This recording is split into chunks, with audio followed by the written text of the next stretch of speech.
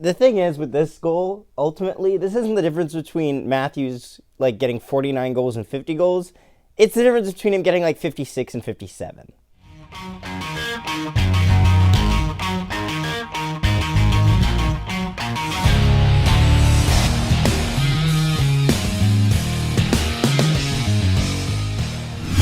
Good morning, afternoon, and evening, ladies and gentlemen. My name is Zachary Nolan, and Carter Nolan is behind the camera. Yes.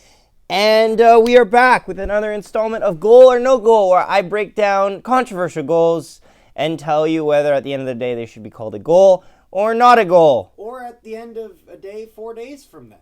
Yes, exactly. So this was 4 days ago. So Leafs Rangers fans, sorry. We've been very busy with stuff, and these matinee games have thrown a loop into all of our schedules, as I will have angrily said on my matinee game reviews. Go check those out. Also subscribe, because we're very close to 700, and we would really appreciate it. Thank you so much.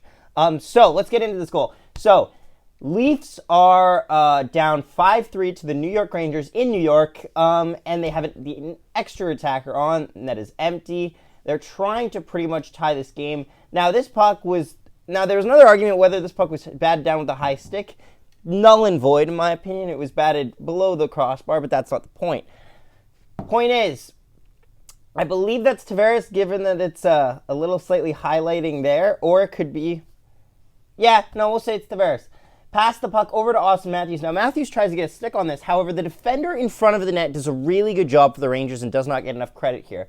Tying up the stick here means that Matthews is forced to either try to make a risky attempt to deflect the puck, or he has to stop it and try to get his stick free.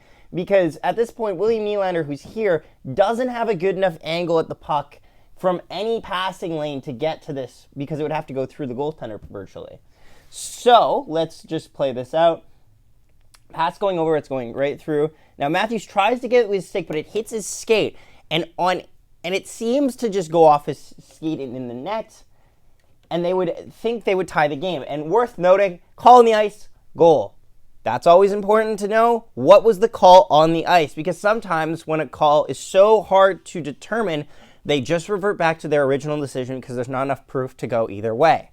So, if for this goal to be overturned, it would need to then have enough evidence to go against the proof that was given. So, they go to review this. Pass comes over. Now the puck is here. It's hitting Matthews' skate here. I'm going to just put my finger right over where his foot is, because we're going to see if there's any motion. And there's your problem. The problem is see how I haven't moved. And Matthews instinctively, I think purely on the instinct of like, when you go like this and they do that, remember? Goddamn reflexes. Matthews' instinct is to block this puck, but he doesn't know, because it's going into out of the corner of his eye, if he's going to properly get it. So he lunges forward slightly with his foot to get it. However, that is the prime example that propels the puck forward. And as you can see, that's what puts it in the net. Also, another important fact, someone was wondering, does it make contact with the New York Rangers player on the way into the net? And if so, does that matter? It does and it doesn't. So here's my personal opinion on this, and then I'll go into the technical ruling. So my personal opinion on this is if it changes a key direction, meaning like, for example, this to this or here to here, then yes, it should count even if if the guy kicks it into a Rangers defender, for example. However, if he kicks it and it goes like this and continues to go this general direction, then I would argue that it probably shouldn't, it really shouldn't count, because the kick was the thing that initiated the call there. Yeah, because basically what you're saying is that the kick, if the second hit off a player or another player's stick or whatever changes the direction in which it becomes a goal, that's fine. But if the kicking motion itself was already going to go in the net, right, then yeah.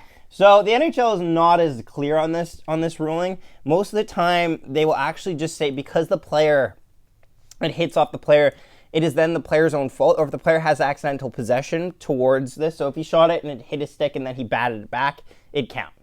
And also, if it stops losing momentum and then he hits it in, it should count anyway. But they've also determined in this review, and I looked through it, it doesn't hit this player. So that is a null and void point. But I just wanted to point it out just in case for theoretical.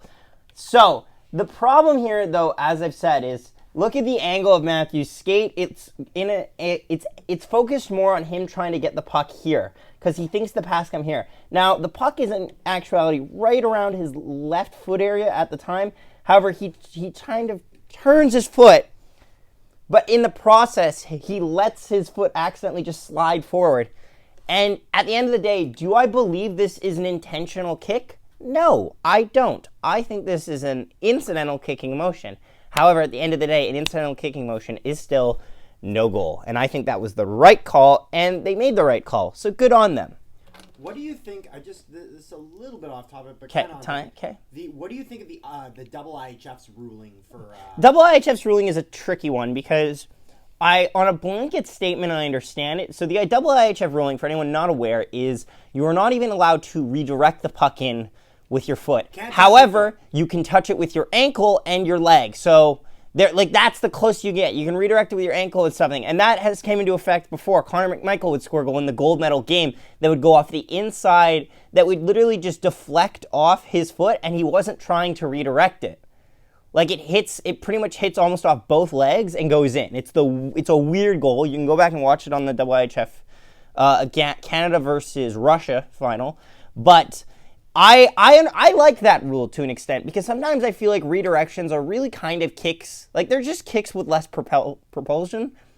And I kind of like that. And it's cut clean. It's very clean. It's very clear cut, which the NHL, that's the problem. The NHL doesn't often enough give clear-cut rulings, which causes controversy like this. I actually like that rule.